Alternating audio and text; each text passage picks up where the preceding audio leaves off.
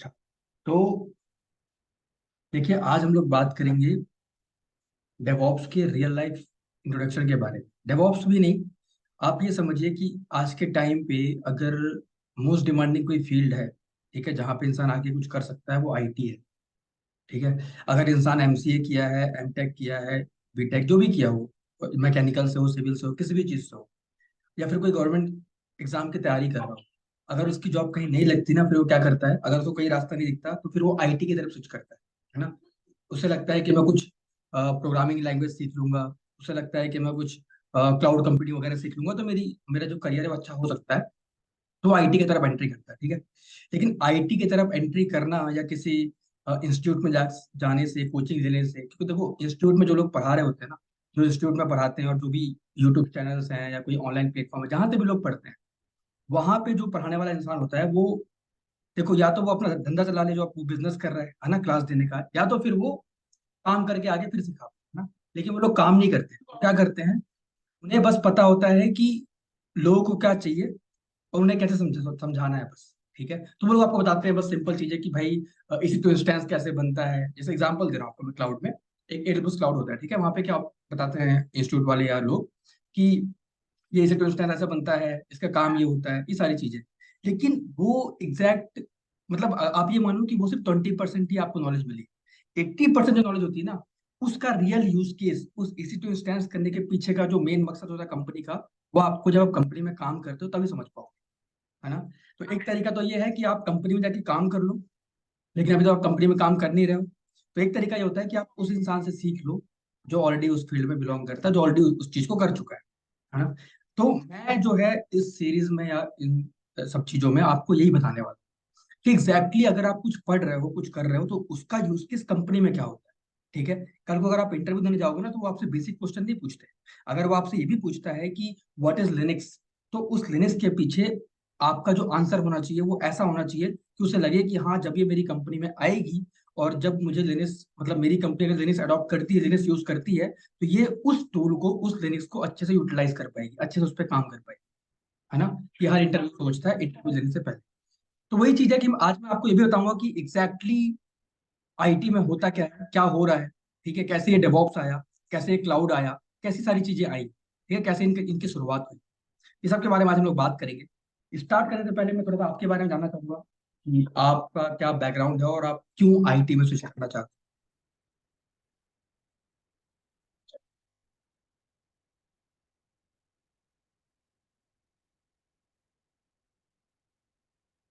हैं।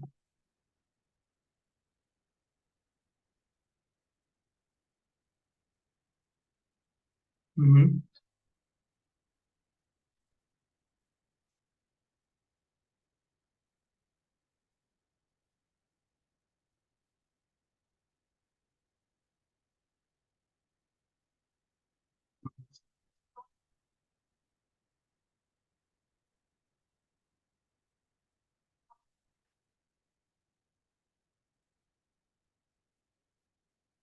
अच्छा।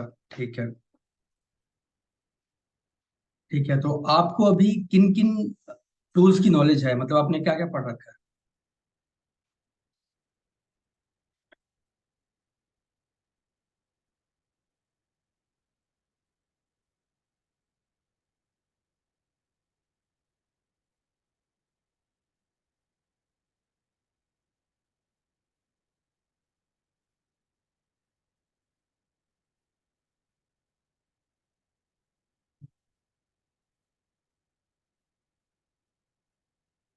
जैसे आपने अभी अपने इंस्टीट्यूट का नाम लिया, राइट, कि आपने इस इंस्टीट्यूट से कुछ एडब्ल्यूएस वगैरह किया है ना, तो वहां से आपको क्या मिला, थ्योरेटिकल नॉलेज मिली।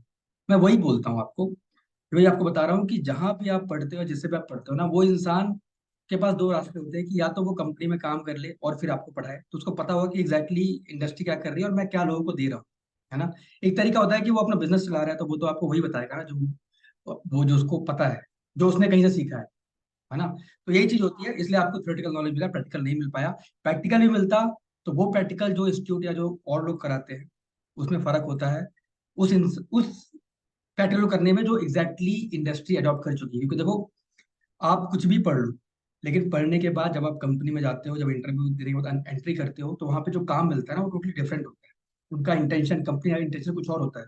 कंपनी का इंटेंशन होता है कि उसे कोई प्रोजेक्ट मिला है, उसके लिए उसे काम करना है, क्लाइंट को एक प्रॉफिटेबल डिलीवरी देनी है, ताकि क्लाइंट भी सेटिस्फाई रहे और हमारे पास भी अच्छा पैसा रहे ना। कंपनी तो ये चाहती है। वही चीज आप डिस्कस करते हैं हम इस बारे में ना। तो देखिए, आपको सबसे पहले एक बात बताऊं मैं। आई आप एक बार म्यूट कर लीजिए। तो देखिए क्या होता है, इस आईटी इंडस्ट्री में ना तीन तरह की कंपनी काम करती है, आप पहले समझिए। ठीक है, इस आईटी इंडस्ट्री में तीन तरह की कंपनी काम करती है। पहली कंपनी जो होती है वो होती है प्रोडक्ट बेस्ड कंपनी। ठीक है, आईटी का मतलब क्या होता है आपको पता होगा, इंफॉर्मेशन टेक्नोलॉजी, है ना। उसके बारे में आप बात नहीं करते हैं। अगर आपने बीटेक वगैरह करी, आपको पता होगा कि आईटी क्या हो। आईटी की शुरुआत कैसे हुई, किन चीजों को लोगों ने अडॉप्ट किया, पहले कैसे काम हो रहा था, आज कैसे काम होता है, उस चीज पर हम लोग बात करते हैं। सबसे पहले जो कंपनी होती है वो होती है product based companies. Second level जो कंपनीज आईटी में होती है वो होती है सर्विस बेस्ड कंपनीज। ठीक है, और जो थर्ड लेवल की कंपनी आईटी इंडस्ट्री में होती है वो होती है कंसल्टिंग कंपनीज। ठीक है, आप जब ये कोर्स कर लेंगी, आप जब ये पढ़ लेंगी, तो आप इन तीनों में से किसी एक कंपनी में जाके काम करेंगे। ठीक है, जब आप डेवऑप्स इंजीनियर बन जाएंगे, जो भी आपका मकसद पढ़ने का है। मैं सिर्फ डेवऑप्स की बात नहीं करता, आईटी में कई सारी चीजें होती हैं।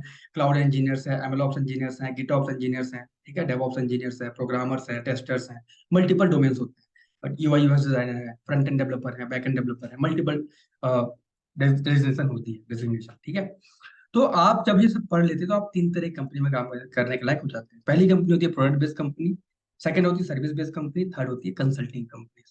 बात करते हैं प्रोडक्ट बेस्ड कंपनीज क्या होती है, वन बाय वन तीनों समझेंगे। पहले समझते हैं प्रोडक्ट बेस्ड कंपनी। ठीक है, तो एग्जांपल देता हूं आपको मैं। आप मान लीजिए एक बैंक है जिसका नाम है कोटक महिंद्रा बैंक। ठीक है, अब कोटक महिंद्रा बैंक क्या है, इसके ना कई सारे ब्रांचेस खुले हुए हैं। दिल्ली में एक ब्रांच है, ठीक है, और दिल्ली में भी कई जगह ब्रांच होंगी।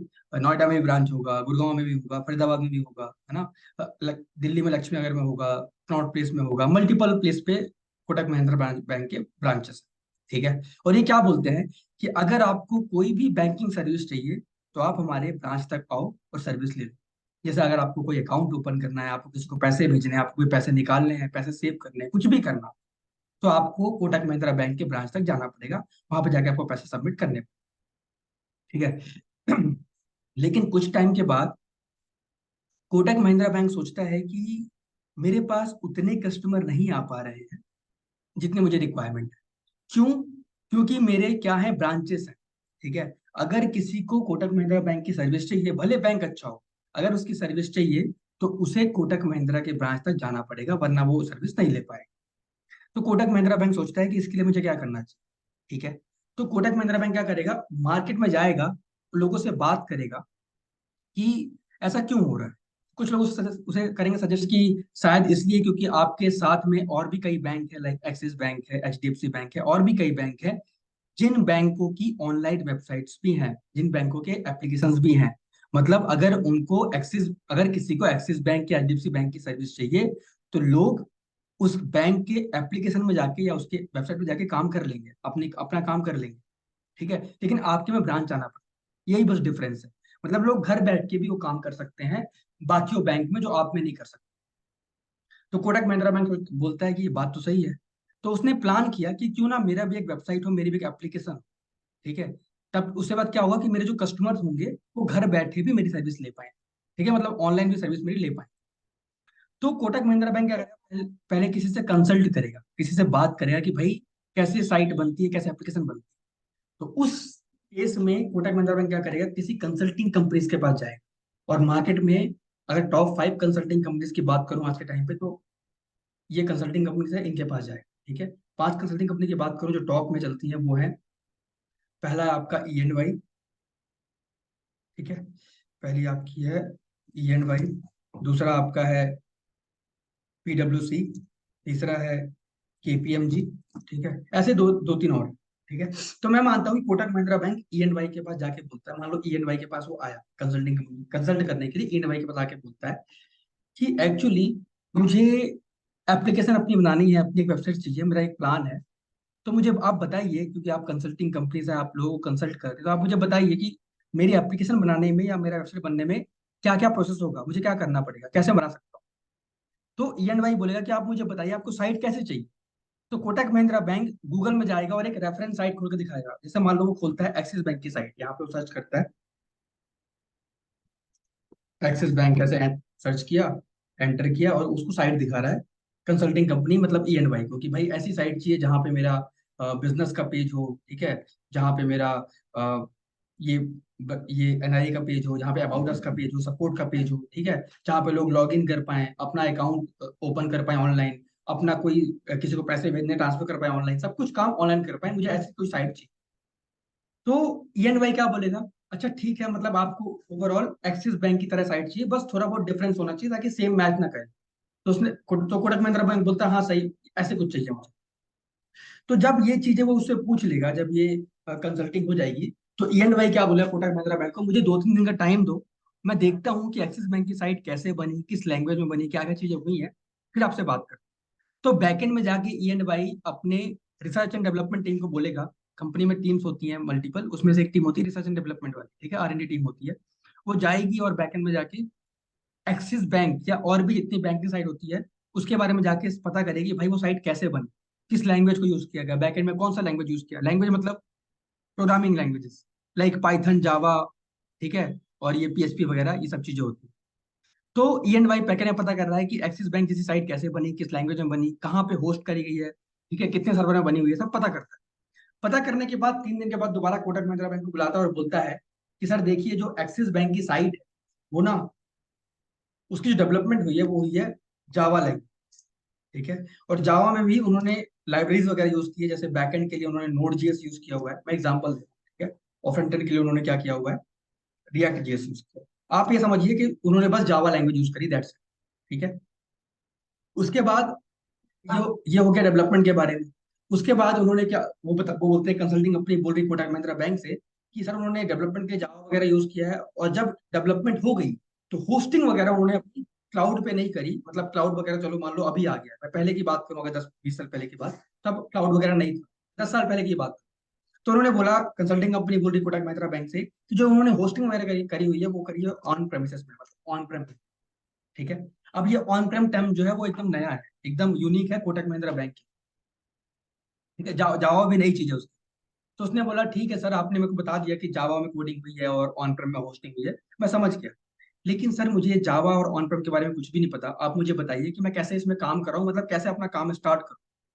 तो कोटक महिंद्रा बैंक ई&वाई से ही बोल रहा है कि सर आप अपनी टीम हायर कर लो, आप अपनी टीम बना लो एक, जो जावा में काम करे, जो रिएक्ट में काम करे, जो ऑन प्रेम में काम करे, और मेरा एक साइट और मेरा एप्लीकेशन रेडी कर दो, बस मैं यही चाहता हूँ। तो ई&वाई बोलता है देखो, मैं आपसे कंसल्टिंग चार्ज भी लूंगा अलग से, और साथ में जो मेरी टीम आएगी, जो मैं कंपनीज हायर करूंगा, उनको ये पैसे देने पड़ेंगे, तो आपका जो चार्ज होगा बहुत हाई होगा, आपको पेमेंट बहुत बड़ा करना पड़ेगा, ठीक है।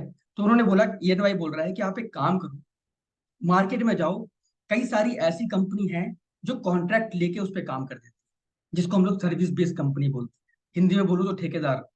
और ये कॉन्ट्रैक्ट बेस्ड कंपनीज कौन कौन सी होती हैं, सर्विस बेस्ड कंपनी कौन कौन सी होती हैं, HCL, Wipro, tech Mahindra, TCS, ये कंपनीज क्या है, ये जो कंपनीज है ये सर्विस बेस्ड कंपनीज है। मतलब ये क्या करती है, क्लाइंट से लेती है कॉन्ट्रैक्ट और उस पर काम करती हैं अपने रिसोर्स हायर करके, ठीक है। तो मान लो कंसल्टिंग कंपनी ई&वाई ने कोटक महिंद्रा बैंक से क्या बोला कि देखो अगर आप मेरे से काम कराओगे सब कुछ तो मैं चार्ज ज्यादा करूंगा। तो मैंने आपको बता दिया, कंसल्ट कर दिया कि आपकी डेवलपमेंट आप जावा में करा लो और ऑन ऑन प्रेम में होस्टिंग करा लो, आपका काम हो जाएगा। इस काम के लिए आप किसी सर्विस बेस्ड कंपनी में जा सकते हैं। तो कोटक महिंद्रा बैंक क्या करेगा, एक सर्विस बेस्ड कंपनी मान लो पकड़ लिया, मान लो HCL पकड़ लिया, ठीक है, और जाता है HCL के पास, और जाके HCL वालों को बोलता है कि सर देखिए हमारा प्लान है कि हमारा एक एप्लीकेशन हो, हमारी वेबसाइट वगैरह हो, तो हम चाहते हैं कि इसमें काम आप करें, आपकी टीम करें, आप अपना बताइए बजट वगैरह क्या होगा, और इसमें जो डेवलपमेंट वगैरह वगैरह करानी है जावा में करानी है, और होस्टिंग वगैरह ऑन प्रेम में करनी है, तो आप बताइए क्या बजट होगा। तो HCL वाला बोलेगा ठीक है, मुझे 1-2 दिन का टाइम दो, मैं थोड़ा पूरा कैटलॉग वगैरह बना के आपको भेजता हूँ कि कितना क्या खर्चा आएगा और कैसे चीजें होंगी, ठीक है। तो SCL 1-2 दिन बैठेगा और पूरा कैटलॉग बनाएगा, पूरा प्राइस लिस्ट बनाएगा, सब कुछ बनाएगा, और कोटक महिंद्रा बैंक को पेश कर देगा, मतलब जाके एक्सप्रेस कर देगा कि भाई इतने पैसे आएंगे, इतने पैसे लगेंगे, और हम आपका काम कर देंगे। तो कोटक महिंद्रा बैंक बोलता है ठीक है सर, आप अपना काम स्टार्ट करिए, मैं रेडी हूँ, ठीक है। तो कोटक महिंद्रा बैंक ने क्या किया, एज अ क्लाइंट बन के HCL को अपना प्रोजेक्ट दे दिया। तो अब HCL के पास क्या हुआ, HCL के पास आ गया एक प्रोजेक्ट कोटक महिंद्रा बैंक का, ठीक है, और उसमें करना क्या है, उसमें डेवलपमेंट जावा में करानी है और जो होस्टिंग है ऑन प्रेम में करानी है। ठीक है। अगर मैं ऑन प्रेम की बात कर रहा हूँ तो पहले ऑन प्रेम में मल्टीपल टीम्स काम करती थी। अगर बात करूं ऑन प्रेम की टीम्स की, तो कोई जावा डेवलपर तो मान लो एक टीम होगी, ठीक है, जावा वाले बंदे हायर कर लिए वो टीम होगी। लेकिन ऑन प्रेम में मल्टीपल टीम आती थी पहले। नेटवर्क इंजीनियर्स आते थे, ठीक है, लिनक्स सिस्टम इंजीनियर्स आते थे, ठीक है, साथ में आपके डेटाबेस इंजीनियर्स आते थे, ठीक है, साथ में आपके स्टोरेज वाले इंजीनियर्स आते थे, ठीक है, साथ में आपके डेस्कटॉप सपोर्ट इंजीनियर्स आते थे, ऐसे मल्टीपल टीम्स आती, ठीक है, जो काम करती थी ऑन प्रेम के अंदर। तो अब एससीएल ने समझ गया कि भाई अब मुझे काम स्टार्ट करना है, मेरा क्लाइंट कोटक महिंद्रा बन चुका है, मेरे पास प्रोजेक्ट आ गया है। तो अब एससीएल क्या करेगा? एससीएल निकालेगा हायरिंग। पहले चेक करेगा अपने इंटरनल कंपनी में कि क्या मेरे पास डेवलपर्स हैं, क्या मेरे पास नेटवर्क इंजीनियर्स हैं, मेरे पास लिनक्स इंजीनियर्स हैं, सब चेक करेगा। जब उसे लगेगा कि हाँ मेरे पास हैं, तो फिर वो किसी को हायर नहीं करेगा। और अगर नहीं है तो क्या करेगा? वो मार्केट में निकालेगा हायरिंग। क्योंकि एससीएल के पास नया प्रोजेक्ट आया है, उसके लिए वो हायरिंग करेगा। तो क्या करेगा मार्केट में? We are hiring for Java developers, ठीक है, और जो भी बंदे हैं लिनक्स वाले बंदे, Linux system engineers, network engineers जिसमें सीसने वाले बंदे आते हैं, ठीक है, डीबी इंजीनियर्स, स्टोरेज इंजीनियर्स जो जो सैन लैन वगैरह में काम करते हैं, डेस्कटॉप सपोर्ट इंजीनियर्स, ऐसे मल्टीपल टीम्स को हायर कर, ठीक है। और हायर करने के बाद फिर वो एक मीटिंग करके काम करना स्टार्ट करे, ठीक है। मतलब पहले मान लो हायरिंग कर रहा है वो, हायरिंग मतलब हायरिंग चल रही है, ठीक है। एससीएल अपने क्लाइंट के प्रोजेक्ट के लिए लोगों को हायर करता है, ठीक है। अब यहाँ पे देखो मैंने दो कंपनी की बात बता दी कि एक होती है सर्विस बेस्ड कंपनी, एक होती है कंसल्टिंग कंपनी। बात करते हैं प्रोडक्ट बेस्ड कंपनी का। तो देखो प्रोडक्ट बेस्ड कंपनी क्या होती है, आप ये मानो अगर कोटक महिंद्रा बैंक खुद के बंदे हायर करता, मतलब ना तो वो जाता सर्विस बेस्ड कंपनी के पास, ना ही कंसल्टिंग कंपनी। मान लो कंसल्टिंग के पास चला भैया, कंसल्ट कर लिया, लेकिन जब काम कराने की बारी आई तो कोटक महिंद्रा बैंक अगर खुद के, मतलब खुद के काम के लिए खुद के बंदों को हायर करेगा, खुद के जावा डेवलपर्स हायर करेगा, खुद के लिनक्स इंजीनियर्स हायर करेगा, खुद के नेटवर्क इंजीनियर्स हायर करेगा, मतलब सब कुछ अगर वो हायर कर सब कुछ कराता है खुद के लिए, तो फिर वो क्या बन जाएगा? एक प्रोडक्ट बेस्ड कंपनी। क्योंकि कोटक महिंद्रा बैंक खुद के प्रोडक्ट के लिए काम करा रहा है, खुद के प्रोडक्ट के लिए काम कर रहा है, उसको हम लोग बोलते हैं प्रोडक्ट बेस्ड कंपनी। अगर प्रोडक्ट बेस्ड कंपनी के एग्जांपल दूं तो गूगल, माइक्रोसॉफ्ट, ठीक है, ये कौन सी कंपनी है? ये प्रोडक्ट बेस्ड कंपनी है। अमेजॉन, एप्पल, ये कौन सी कंपनी है? प्रोडक्ट बेस्ड कंपनी है। ये इनके जो इंजीनियर्स होते हैं ये अपने कंपनी के प्रोडक्ट के लिए काम करते हैं। एप्पल अपने प्रोडक्ट के लिए काम कराती है, ठीक है, आईओएस हो गया, ये सब में काम कराते हैं, ठीक है। उसके बाद जो आपके गूगल वाले बंदे होते हैं वो अपने प्रोडक्ट के लिए काम करते हैं, ठीक है, गूगल लेंस हो गया, गूगल जीमेल हो गया, गूगल मीट हो गया, तो अपने लिए काम करता है। वैसे ही अगर कोटक महिंद्रा बैंक अपने इंजीनियर्स हायर करता और अपने कंपनी के एप्लीकेशन के लिए, अपने कंपनी के वेबसाइट के लिए काम कराता, तो वो क्या बनता? एक प्रोडक्ट बेस्ड कंपनी, ठीक है। लेकिन कोटक बैंक ने क्या किया, कोटक महिंद्रा बैंक ने क्या किया? एससीएल के पास गया और बोला कि भाई काम स्टार्ट करो। और उन्होंने ये बता दिया कि मतलब ये बंदे हायर एससीएल ने कर लिया, और अब उनको एक मीटिंग करेगा उनके साथ। पहले एससीएल एक हायर करेगा प्रोडक्ट मैनेजर, या फिर अगर उसके पास कोई पुराना मैनेजर होगा तो उसको बोलेगा भाई हमारे पास नया क्लाइंट आया है कोटक महिंद्रा बैंक, मैं आपको एक टीम दे रहा हूँ, ये हमारी नई टीम हायर हुई है, इनको लो, इनको मैनेज करो और काम कराओ हमारे क्लाइंट के। तो फिर वो प्रोडक्ट मैनेजर बैठेगा, पूरी टीम को बिठाएगा और डिस्कस करेगा पूरा प्लान कि कैसे काम हो, ठीक है। अब देखो स्टार्ट करते हैं काम होता कैसे। अगर पहले की बात करूं, आज से 10-15 साल पहले की बात, तो पहले की बात करते हैं काम होता कैसे, फिर आएंगे आज के टाइम, ठीक है। तो अगर आपको मैं बताऊं आज से 10 साल पहले अगर काम कैसे होता था, तो देखो पहले मीटिंग वगैरह हो गई। मीटिंग वगैरह होने के बाद जितने भी बंदे हायर हुए हैं उन सबको ना उनका डेस्कटॉप मिल जाएगा, ठीक है। और ये कौन करेगा? ये काम कौन करता है डेस्कटॉप देने का? ये काम करते हैं डेस्कटॉप सपोर्ट इंजीनियर्स, ठीक है। मतलब जितने बंदे हायर हुए जावा वाले या ऑन प्रेम वाले, सबको उनका डेस्कटॉप मिल जाएगा कि भैया ये आपका डेस्कटॉप है, यहाँ बैठो और काम स्टार्ट, ठीक है। डेस्कटॉप वगैरह सबको मिल गया, अब वो काम करना स्टार्ट कर। सबसे पहले काम कौन करेगा? सबसे पहले काम करती है डेवलपमेंट टीम, ठीक है। तो मान लो यहाँ पे मेरे डेवलपर्स हैं, ठीक है, ये मेरी डेवलपमेंट टीम बैठी हुई है, ये डेवलपर्स हैं और ये उनका सिस्टम्स है, ठीक है। एक सिस्टम हो गया, दो सिस्टम हो गया, और ये हो गया तीन सिस्टम, ठीक है। अब ये डेवलपर्स हैं और ये उनके सिस्टम्स हैं, यहाँ पे बैठ के वो काम कर रहे हैं। क्या काम कर रहे हैं? डेवलपमेंट कर रहे हैं जावा लैंग्वेज को यूज करके कोटक महिंद्रा बैंक के एप्लीकेशन को रेडी करने की। तो डेवलपर अपना काम स्टार्ट कर दिया, ठीक है। तो अब क्या होगा? तीन डेवलपर है यहाँ पे। इस डेवलपर के पास जो इसने कोड किया थोड़ा बहुत वो होगा, इस डेवलपर के पास जो इसने कोड किया वो होगा, जो इस डेवलपर के पास इसने जो कोड किया वो ये होगा। ठीक है, मतलब देखो तीनों काम एक प्रोजेक्ट के लिए कर रहे हैं, एक कंपनी के लिए कर रहे हैं, एक क्लाइंट के लिए कर रहे हैं, ठीक है, एक एप्लीकेशन के लिए कर रहे हैं। लेकिन उन्होंने काम क्या किया है, अपने डेस्कटॉप में जो कोड किया है वो अलग अलग अलग जगह किया हो।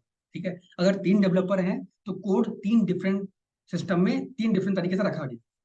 ठीक है, अब क्या काम आता है, हम चाहते हैं कि भाई डेवलपर्स ने जो कोड किया है वो मल्टीपल सिस्टम में रखा हुआ है, मल्टीपल मल्टीपल तरह से कोडिंग करी गई है। हम चाहते हैं कि पूरे कोड को कंबाइन कर दें, क्योंकि हमारा मोटिव क्या है, हमारा मोटिव एक एप्लीकेशन में का एक एप्लीकेशन रेडी करना है। ठीक है, तो कोडिंग तो उस एप्लीकेशन के लिए हुई है, लेकिन अभी कोड क्या है, मल्टीपल सिस्टम में बैठा हुआ है। तो एप्लीकेशन क्या होगा, एक कोड में जाके चलेगा। तो क्या करेंगे डेवलपर्स, क्या करेंगे, वो सोचेंगे कि भाई अब कैसे इन तीनों के कोड को, हम तीनों के कोड को, जो 3 डेवलपर सोच रहे हैं वो, हम अपने तीनों कोड को कंबाइन कैसे करें। तो अगर आज से 10 साल पहले की बात करूँ तो हमारे पास गिटहब वगैरह नहीं था, हमारे पास सोर्स कोड मैनेजमेंट टूल में ऐसे अच्छे अच्छे सॉफ्टवेयर नहीं थे, गिटहब हो गया, बिटबकेट हो गया, ऐसे सॉफ्टवेयर नहीं थे। तो पहले क्या था पता है, पहले लोग क्या करते थे, मार्केट में जाते थे, मार्केट में गए, हार्डवेयर खरीद के लेके आए, ये हार्डवेयर है, ठीक है, और इस हार्डवेयर में आके उन्होंने मान लो एक ओएस इंस्टॉल कर दिया, विंडोज लिनक्स जो भी इंस्टॉल कर दिया, मतलब लिनक्स इंस्टॉल कर, ठीक है, और लिनक्स इंस्टॉल करने के बाद यहाँ पे उन्होंने एक फोल्डर बना दिया, कोटक महिंद्रा बैंक, केएमबी के नाम, ठीक है, ये उनका फोल्डर बन गया। अब क्या करेंगे, ये तीनों अपना अपना कोड उठाएंगे पेन ड्राइव के थ्रू या फिर एससीपी कमांड के थ्रू, मल्टीपल तरीके अपना कोड उठाएंगे, और अपना कोड उठाने के बाद ये तीनों अपना कोड ले जाके इस फोल्डर के अंदर रख देंगे। ठीक है, अब कोड यहाँ पे आके रख दिया, कोड आ गया। ठीक है, मतलब डेवलपर ने काम किया और कोड रेडी कर दिया। लेकिन हाँ, एक चीज आपको बताऊं, आज से 10 साल पहले या 15 साल पहले आईटी कंपनी की जो जॉब होती थी वो एक गवर्नमेंट जॉब से अच्छी होती थी। ऐसा क्यों बोल रहा हूं मैं, क्योंकि लोग ये मानते थे, क्योंकि देखो क्या होता था, पहले काम बहुत धीरे होता था, हमारे पास कुछ टूल्स नहीं था, हमारे पास कोई चीजें नहीं थी। अब मान लो एचसीएल ने अगर 10 साल पहले 15 साल पहले कोटक महिंद्रा बैंक की साइट को बनाने का फैसला किया है, तो वो 1 से 1.5 साल 2 साल ले लेगा पूरे काम को करने के लिए। ठीक है, क्योंकि पहले काम बहुत स्लो होते थे, हमारे पास उतने रिसोर्स नहीं थे। ठीक है, तो लोगों को लगता था कि यार काम तो चल ही रहा है, चलने दो, पैसे आ रहे हैं, सैलरी आ रहे हैं, आराम से लोग जाके कंपनी में बैठे हुए हैं, मतलब एकदम कंफर्ट जोन में बैठे हो। ठीक है, लेकिन आज ऐसा नहीं है। अगर आज आप काम नहीं करोगे, आप अपनी स्किल्स अपग्रेड नहीं करो, तो कंपनी आपको निकाल देगी। ठीक है, कंपनी आपको रेस्टिकेट कर देगी, आप चाहो दूसरा कहीं ढूंढो, ऐसा होता है। ठीक है, तो वही चीज पहले क्या था कि आईटी कंपनी की जॉब लोग लगता था कि बहुत अच्छी जॉब है, कि भाई काम कमाया, हम थोड़ा काम किया, आराम से बैठे हुए, सैलरी है। ठीक है, तो अभी यहाँ पे क्या बात कर रहा हूँ मैं, कि डेवलपर्स ने कोडिंग वगैरह करी, डेवलपमेंट वगैरह करी, और डेवलपमेंट करने के बाद पहले हमारे पास सोर्स कोड मैनेजमेंट टूल नहीं था, हमारे पास गिटहब बिटबकेट नहीं था। तो डेवलपर्स ने क्या किया, अपने कोड को उठाया, और उठाने के बाद अपने कोड को एक हार्डवेयर लेके आए, वहां पे ओएस डाले, और वहां पे एक फोल्डर बना के वहां पे रख दिया। अब कोड यहाँ पे आ गया, मतलब मेरी एप्लीकेशन रेडी हो चुकी है। एप्लीकेशन मतलब क्या, कोड, कोड जो है मेरा वो रेडी हो चुका है, एप्लीकेशन रेडी हो चुकी है। एप्लीकेशन में डिप्लॉय नहीं हुई है, रनिंग नहीं हुई है, लाइव नहीं हुई है, बस डेवलपमेंट उसकी हो चुकी है। ठीक है, अब डेवलपमेंट होने के बाद क्या होता है कि डेवलपमेंट हो गई। अब यहाँ पे लोग क्या बोलते हैं कि चलो ठीक है, डेवलपमेंट वगैरह हो गया, अब हम इसे डिप्लॉय करते हैं, अपना काम आगे बढ़ाते हैं। ठीक है, तो अब बारी आती है ऑन प्रेम की। तो ऑन प्रेम मतलब क्या, कि भाई अब बारी डिप्लॉयमेंट की। डिप्लॉयमेंट के लिए हमने क्या किया था कि ऑन प्रेम वाले बंदे हायर किए थे। ठीक है, एससीएल ने क्या किया था, ऑन प्रेम वाले बंदे हायर किए थे।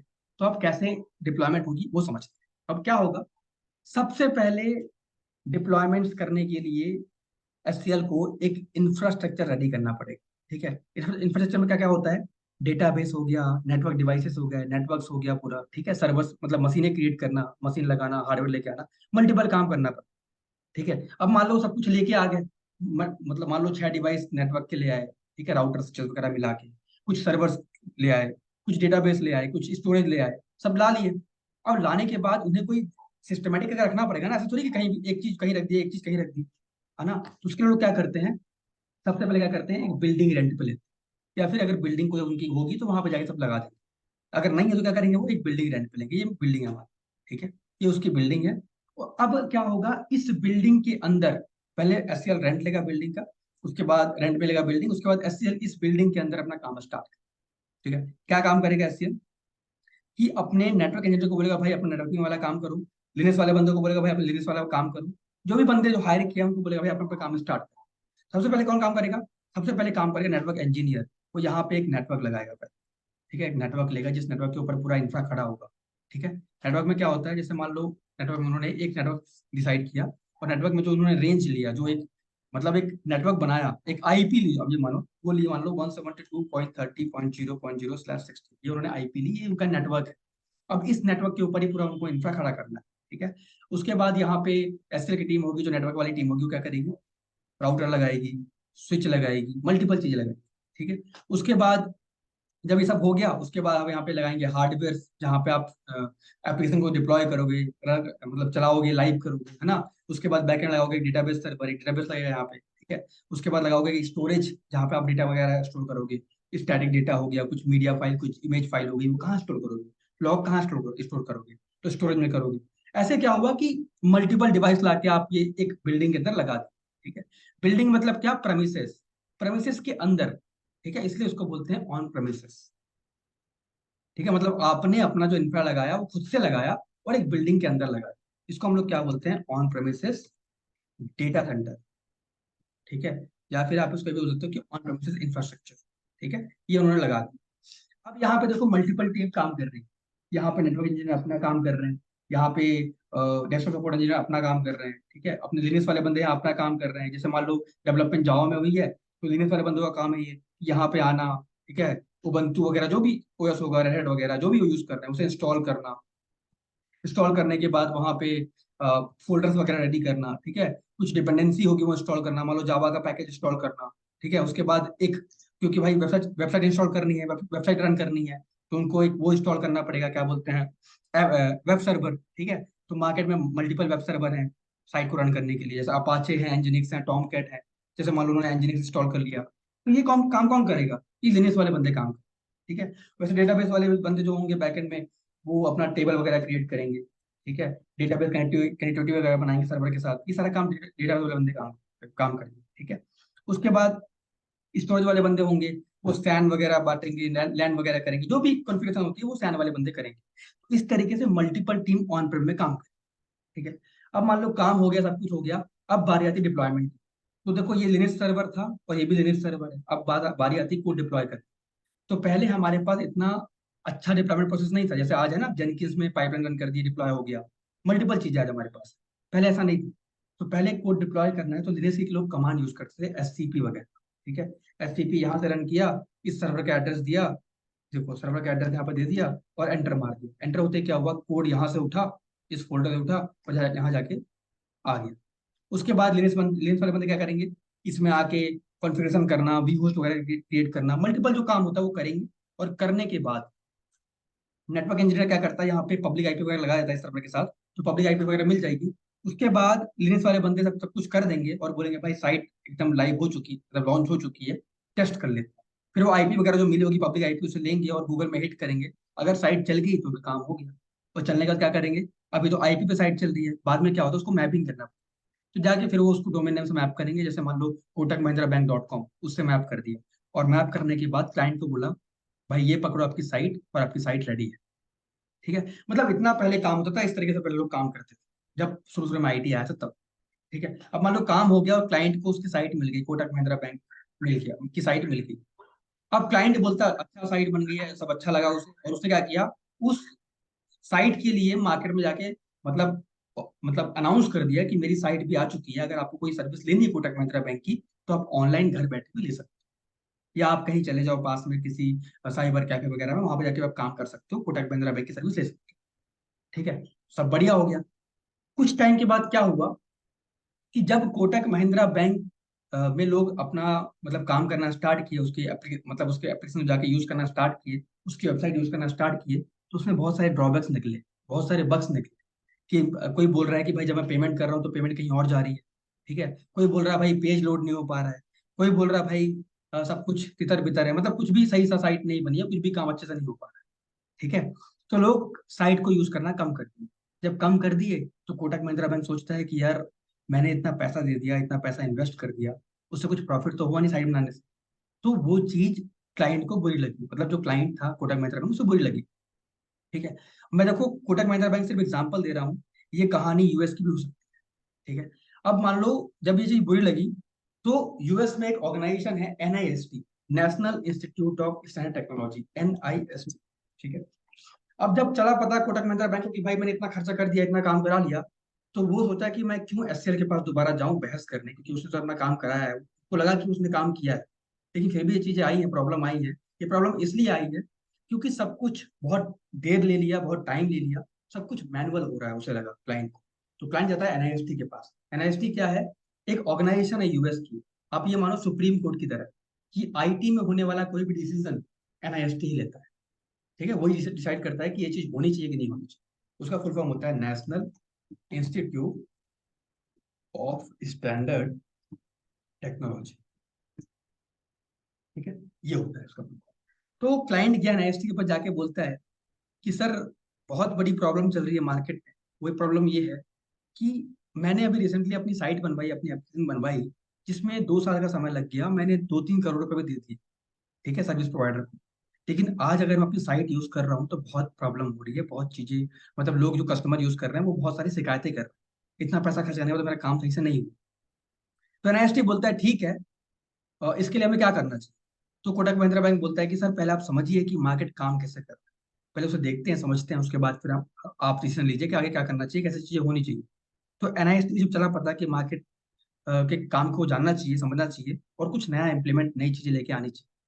तो एनएसटी क्या करता है, जितने भी सर्विस बेस्ड कंपनी थी, बड़ी बड़ी, एचसीएल हो गया, टीसीएस हो गया, जो भी बड़ी कंपनी थी, उनको बुलाया और उनसे पूछता है कि भाई आप काम कैसे करते हैं। तो उन्होंने क्या किया, उन्होंने ये प्रोसेस एक्सप्लेन कर दिया कि भाई डेवलपर होते हैं, 3 डेवलपर काम करते हैं, 2-3 महीने तक कोडिंग किए, कोडिंग करने के बाद अपने कोड को एक फोल्डर में पुश कर देते हैं, फोल्डर में रख देते हैं। ठीक है, फोल्डर में कोड आ गया, और कोड आने के बाद फिर हमारी इंफ्रा वाली टीम काम करती है, वो अपनी बिल्डिंग रेंट पे लेते हैं, हम लोग वहाँ पे इंफ्रा लगाते हैं, पूरा सर्वर लगा, सब कुछ लगाते हैं, और फिर काम करते हैं। इस तरीके से हम पूरा काम करते हैं, और हमारा मतलब क्लाइंट को हम अपना हैंड ओवर देते हैं। ठीक है, तो एनआईएसटी बोलता है बहुत गलत तरीका है ये काम करने का। ठीक है, एक यहाँ पे प्रॉब्लम ये भी थी, देखो, जब डेवलपर ने कोडिंग वगैरह करी, जब कोड यहाँ पे आया, किसी ने कोड टेस्ट नहीं किया, कोड समझा नहीं पहले। तीनों डेवलपर अपना कोड उठाया, यहाँ पे डाल दिया, कोड यहाँ पे आ गया, उठा के डिप्लॉय कर। वो सही तरीका नहीं था। पहले कोड की टेस्टिंग होनी चाहिए कि कोड सही है कि नहीं, परफेक्टली वर्क कर रहा है कि। ठीक है, तो जब क्लाइंट ने ये चीज समझी और एनआईएसटी ने ये चीज समझी, तब एनआईएसटी एक नया मेथड मार्केट में लॉन्च करता है, उसको हम लोग बोलते हैं एजाइल मेथड। ठीक है, तब एनआईएसटी क्या करता है, एक मेथड मार्केट में लॉन्च करता है, उसको बोलते हैं एजाइल मेथड। ठीक है, क्या बोलता है एजाइल में? एजाइल का मतलब क्या होता है, आप ये समझो, देसी भाषा में बताता हूँ आपको। एजाइल का मतलब होता है कॉस्ट इफेक्टिव, टाइम मैनेजिंग, और ऑन टाइम डिलीवरी सॉल्यूशन। मतलब एजाइल मतलब का मतलब ये होता है कि ऐसा आप काम करो, इस तरीके से सॉफ्टवेयर डेवलपमेंट करो, इस तरीके से वेबसाइट बनाओ, इस तरीके से एप्लीकेशन बनाओ, कि आपका कॉस्ट भी कम लगे, ठीक है, टाइम भी कम लगे, और एकदम टाइम पे आप क्लाइंट को डिलीवरी कर पाओ। ठीक है, ये एक तरीका होता है एजाइल का। तो जब ये प्रॉब्लम एनआईएसटी देखा, क्लाइंट देखा, तो एनआईएसटी ने एक नया मेथड मार्केट में लॉन्च किया, उसको नाम दिया एजाइल मेथड। ठीक है, एजाइल में क्या होता है, एनआईएसटी जाके बोलता है कंपनीज को, जो कंपनी काम कराती है, जो भी कंपनी मार्केट में काम करती है, उसको बोलता है कि काम करने के तरीकों को बदलो।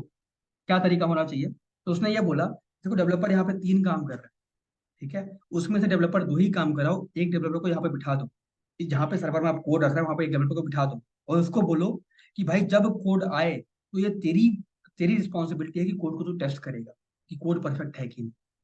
ठीक है, तो एक डेवलपर यहाँ पे बिठा दिया, मान लो। अब काम करने का तरीका एनएसटी बदल रहा है, एक डेवलपर यहाँ पे बिठा दिया, यहाँ पे कोड आ रहा है वहां पे।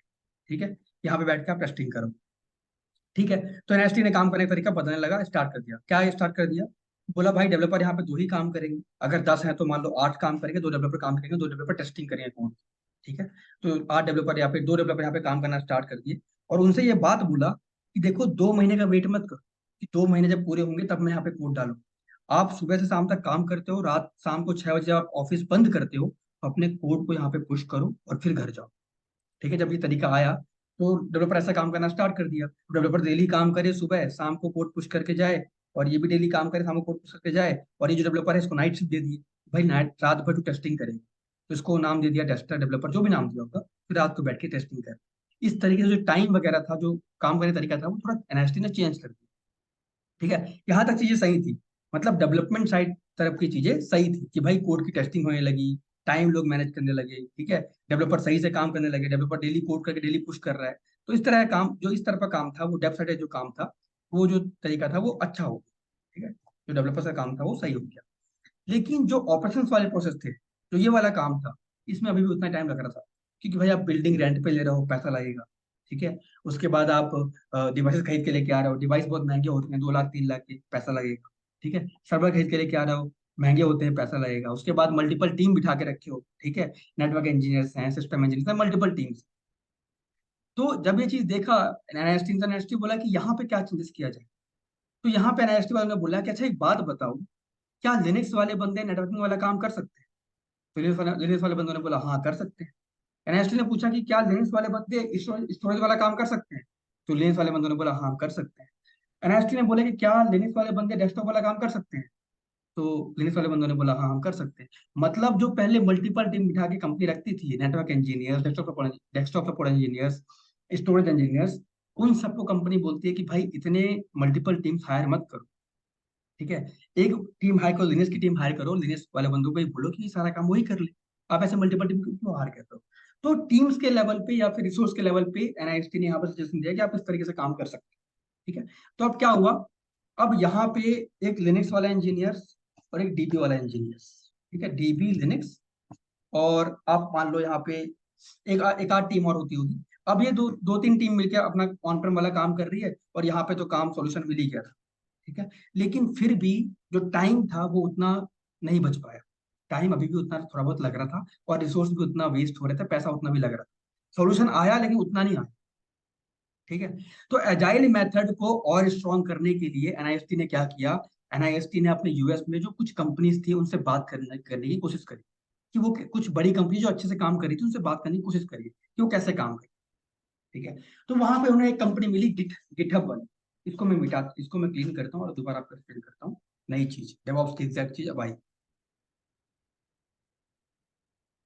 तो अब क्या हुआ, जब एनआईएसटी ने बातचीत कर ली, ठीक है, तो अब क्या होता है, एनआईएसटी अपने वहां पे यूएस में वगैरह मतलब सजेशन देने के बाद, एजाइल मेथड पाने आने के बाद, एजाइल को और स्ट्रॉन्ग करने के लिए, एजाइल जो मेथोलॉजी है, एक सॉफ्टवेयर डेवलपमेंट की, एक जो एप्लीकेशन डेवलपमेंट की, जो वेबसाइट डेवलपमेंट की जो मेथोलॉजी है एजाइल, इसको और स्ट्रॉन्ग करने के लिए उन्होंने क्या किया, अपने वहां के कुछ कंपनी से बात करना स्टार्ट।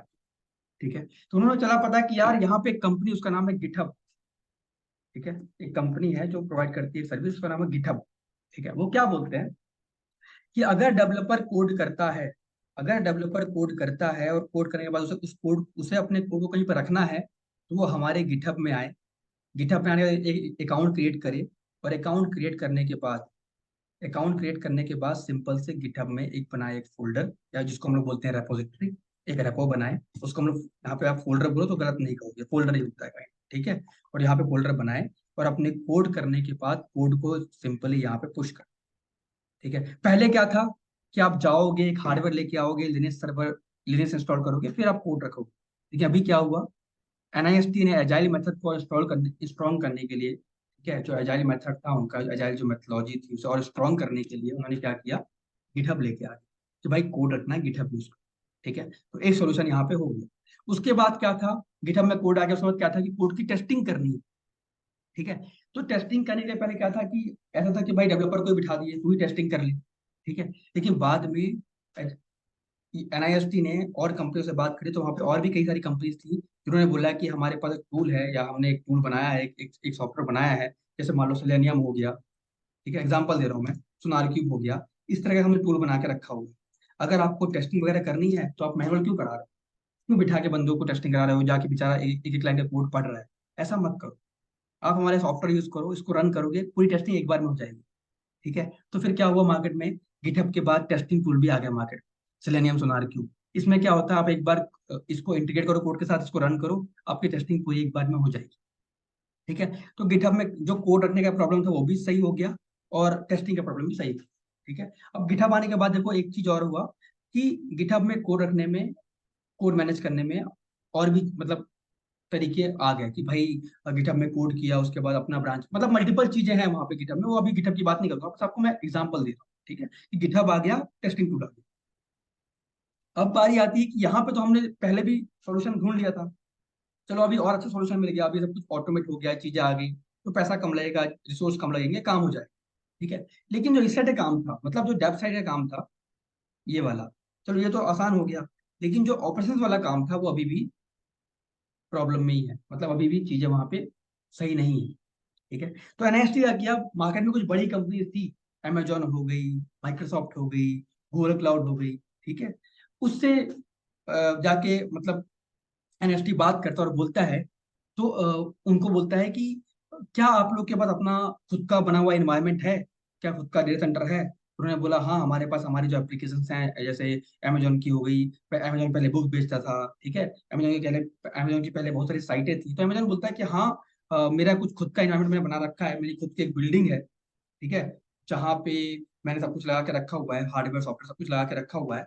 और वहाँ पे मैं अपने जो भी सॉफ्टवेयर वगैरह हैं, जो भी सर्वर वगैरह हैं, जो भी हार्ड मतलब चीजें जो चलती हैं, जो भी इंफ्रा वाली चीज चलती है, वो वहां पे चलती है। लेकिन मैं अपने इन्वायरमेंट में जो मेरा डेटा सेंटर है, जहाँ पे बना हुआ है डेटा सेंटर, या फिर जिसको आप बोल लो इंफ्रास्ट्रक्चर, ऑन प्रेम इंफ्रास्ट्रक्चर, वहां पे जो चीजें हैं, वहां का मैं सिर्फ 25% भाग ही यूज करता हूँ, वो ऐसा बोल रहा है। अमेजोन बोल रहा है कि मैं अपने डेटा सेंटर का जो अभी मेरे पास है, उसका मैं 25% भाग ही यूज कर रहा हूँ, 75% भाग खाली है, ठीक है, वो अभी यूटिलाइज नहीं हो रहा है। तो एनएसटी बोलता है जब आप ऐसा कर रहे हो और आपका अपना 25% भाग यूज कर रहे हो, जो 75% भाग है उसे आप रेंट पे क्यों नहीं देते? ठीक है। जब ये बात उसने करी, तो अमेजोन वाला इस चीज के लिए इंटरेस्टेड हो गया, उसने बोला ठीक है मैं रेंट पे दूंगा। लेकिन जो माइक्रोसॉफ्ट वाले थे और जो गूगल क्लाउड वाले थे, उन्होंने इंटरेस्ट नहीं दिखाया, वो चले गए। वो बोले कि ठीक है कोई बात नहीं, हम सोच के बताएंगे, ऐसा उन्होंने।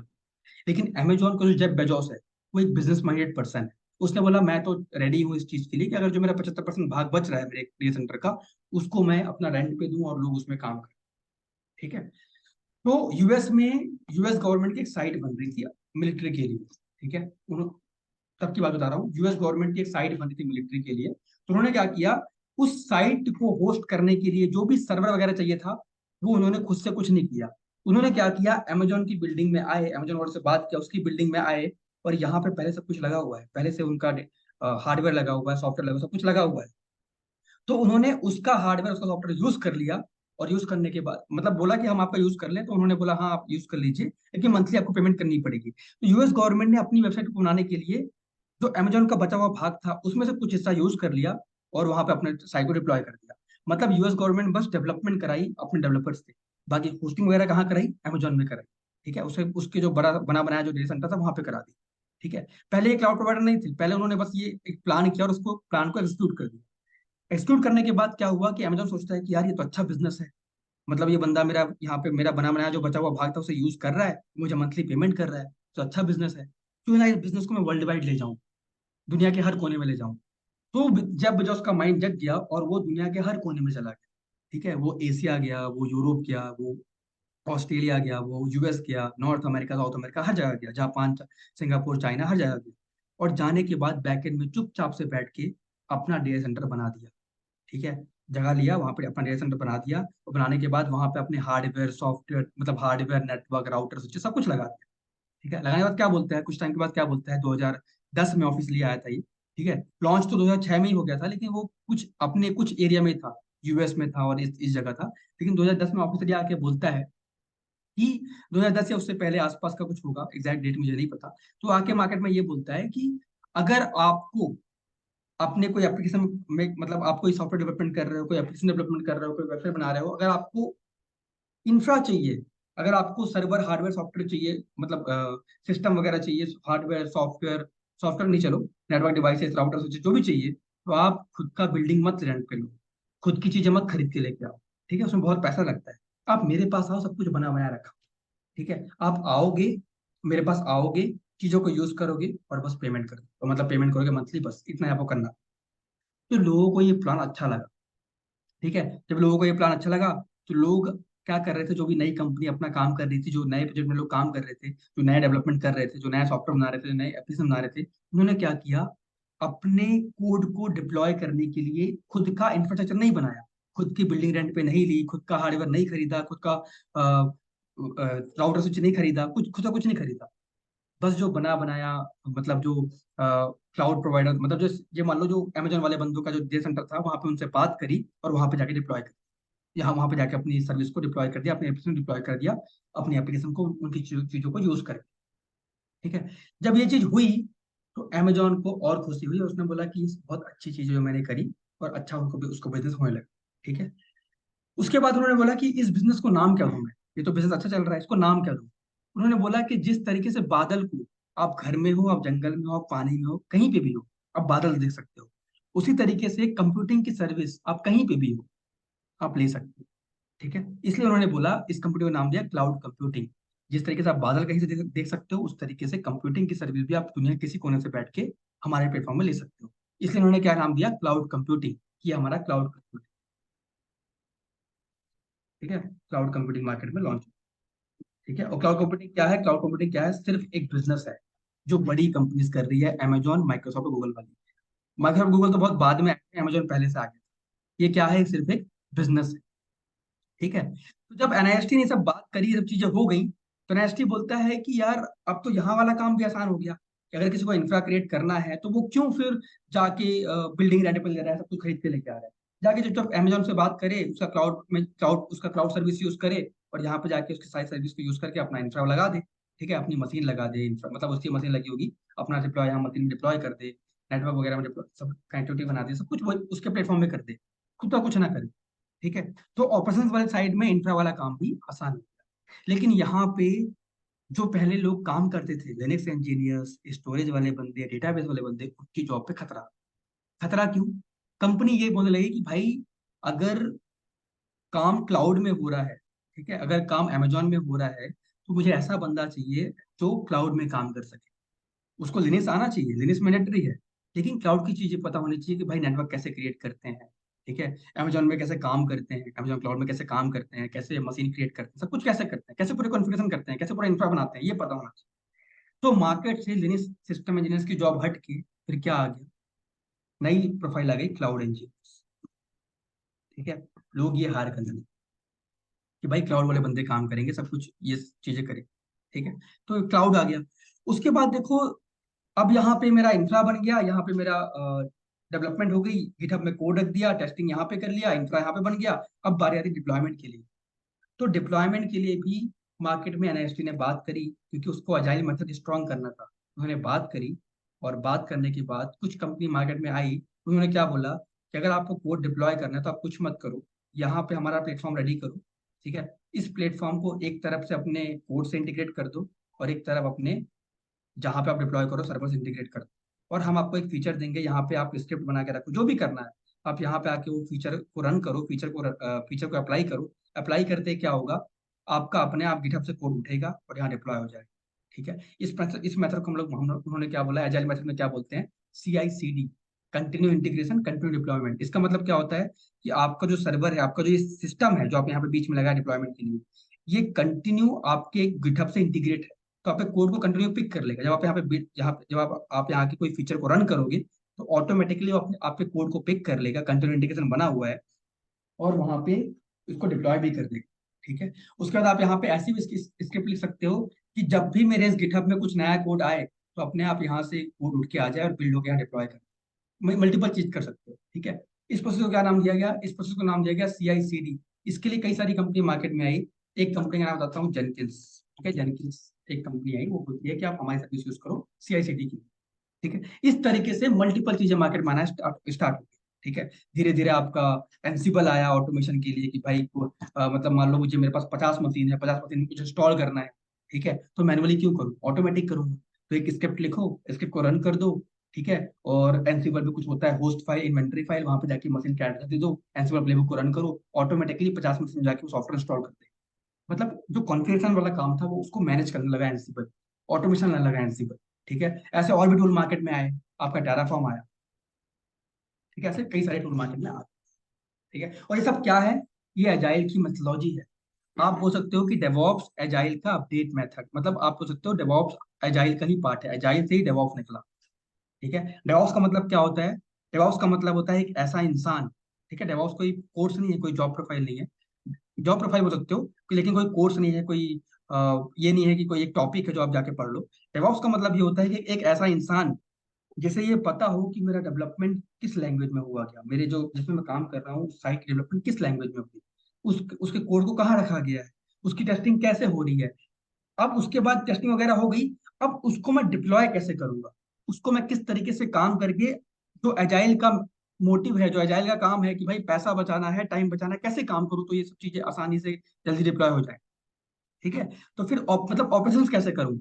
तो डेव साइड का भी नॉलेज हो कि मेरा कोड कहाँ पे है, किस रेपो में है, और कहाँ पे रखा हुआ है, ठीक है, उसकी डिपेंडेंसी क्या होगी, जब उस कोड को मैं डिप्लॉय करूंगा सर्वर पे तो डिपेंडेंसी क्या होगी, सब कुछ पता हो। मतलब डेवलपमेंट साइड का सिर्फ इतना बात पता हो कि कहाँ पे कोड है, क्या कैसे चल रहा है, ठीक है। और ऑपरेशन वाली चीजों से आती है, ऑपरेशन वाली चीजों वो स्मार्टली करें, स्मार्टली मतलब कम चीजों को यूज करके, कम पैसे खर्च करके, एकदम सही चीज यूज करके और सही टाइम पे, और अच्छा जो मतलब जिसकी अवेलेबिलिटी अच्छी हो, जिस सॉफ्टवेयर जिस टूल की, उसे यूज करके वो काम करे, ठीक है। मतलब जो ऑपरेशन वाला पार्ट है उसे अच्छा करे, तो वहां से ऑपरेशन आ गया, ठीक है। तो डेवलपमेंट साइड से डेव आ गया, और ऑपरेशन वाला काम तो डेवऑप्स करता ही है, ठीक है, तो उसको ऑप्स बोल दिए, तो नाम हो गया डेवऑप्स, ठीक है। डेवऑप्स के पीछे और भी बड़ी स्टोरी है, मैं अभी बात नहीं कर रहा हूँ, इसमें मैं आपको एक वीडियो शेयर कर दूंगा, वो वहां पे वो चीज बताई गई है कि या फिर मेरा एक यूट्यूब चैनल है, वहां पे आपको बता दूंगा कि ये मेरी वीडियो, आप वहां पर जाकर देख सकते हैं, ठीक है, डेवऑप्स क्या होता है।